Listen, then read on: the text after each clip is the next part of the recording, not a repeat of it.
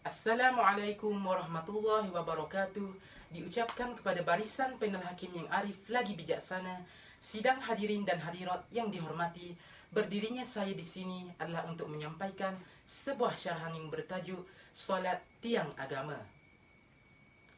Sidang hadirin hadirat sekalian, terlebih dahulu izinkan saya mendefinisikan maksud solat.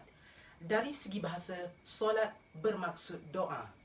Dari segi istilah pula, solat bermaksud doa yang mengandungi beberapa perkataan dan perbuatan tertentu yang didahului dengan takbiratul ihram dan diakhiri dengan salam. Solat merupakan kewajipan utama bagi setiap Muslim sebagaimana rukun Islam. Solat mempunyai kedudukan yang paling tinggi dalam Islam.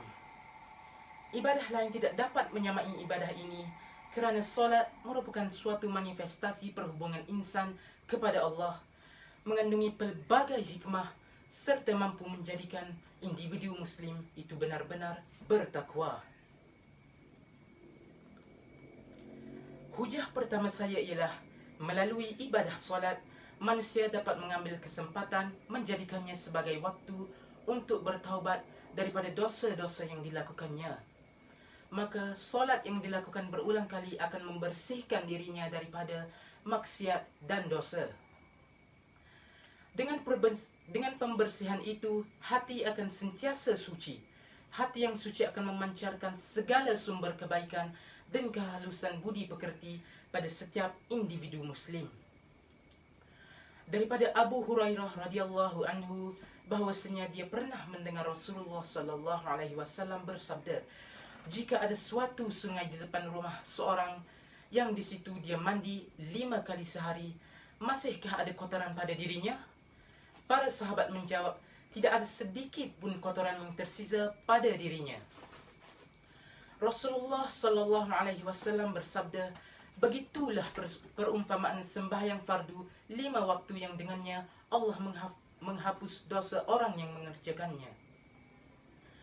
Hujah kedua saya ialah solat dapat membina jati diri dan adab seseorang.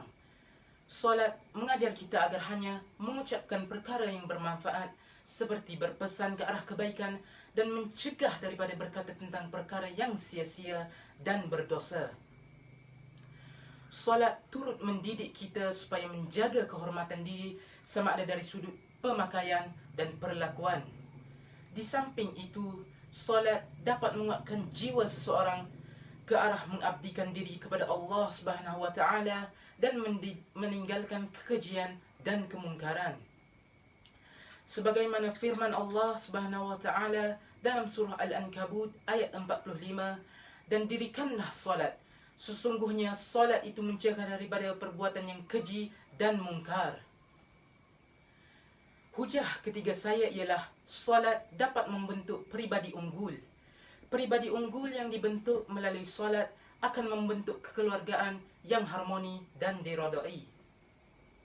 Di samping itu, masyarakat yang aman dan selamat dunia akhirat akan melahirkan generasi yang baik akhlaknya. Solat juga akan melengkapkan diri manusia dengan sifat-sifat yang terpuji. Dan bagi orang-orang yang mengerjakan solat, mereka mendapat petunjuk daripada Allah Subhanahu wa taala serta memperoleh kejayaannya. Hujah terakhir saya ialah solat dapat membentuk disiplin diri setiap Muslim. Orang yang melakukan solat dengan baik dan khusyuk akan mengekalkan disiplin kebersihan pada dirinya supaya menjadi bersih tubuh badan, pakaian maupun tempat tinggalnya. Hal itu akan membuatkan dirinya sentiasa sihat. Selain itu, solat juga mengajar tentang disiplin waktu. Setiap kali mendengar lawangan azan untuk solat, dia akan segera untuk mendirikan solat sama ada bersendirian ataupun berjemaah. Hal ini secara demikian beransur-ansur akan membina disiplin waktu dalam diri pengamalnya. Namun begitu, di zaman yang serba moden ini membuatkan manusia semakin sibuk dengan bermacam-macam aktiviti dalam kehidupan. Hal ini jika tidak ditangani dengan bijak menyebabkan kita lalai dan leka dengan kesibukan tersebut. Dengan kesibukan ini, janganlah ia menjadi alasan bagi kita untuk melalaikan dan meninggalkan solat. Solat tetap wajib ditunaikan pada waktunya. Kesempurnaan ibadah solat menentukan kesempurnaan ibadah yang lain. Sebaliknya, kecuaian mendirikan solat boleh menjejaskan ibadah yang lain. Oleh yang demikian, pentingnya ibadah solat ini kerana ia merupakan amalan yang pertama sekali dihisap oleh Allah Subhanahu wa taala di akhirat nanti. Sabda Rasulullah sallallahu alaihi wasallam, barang siapa yang memelihara 5 solat fardunya dengan menyempurnakan wuduknya dan menjaga waktu-waktunya, maka ia akan menjadi nur dan burhan yang bermaksud hujah dan bukti baginya pada hari kiamat.